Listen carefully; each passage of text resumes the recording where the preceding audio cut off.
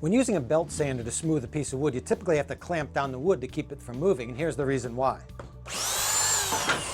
There you go. The belt sander itself will shoot the wood out. Now, if you clamp it down, the clamps are always in the way, and they do make sanding pads, special pads for routing and sanding that you can use in the workshop. But here's a more effective and cheaper version of using a liner. This is a shelf liner that they make for shelves and drawers, the bottoms of drawers, and this is the open weave type. It's rubbery and it has an open weave to it, and it works really well to hold the wooden work pieces in place.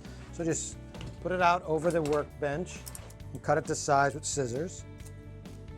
It cuts really easily, and this soft cushiony surface will grip the piece of wood and prevent it from moving. Now let me show you. Just lay it out there, and the open weave also lets the sanding dust go through too, so it keeps the surface a little cleaner.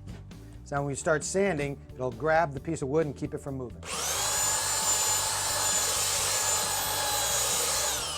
And this will work with all kinds of sanders and all surfaces.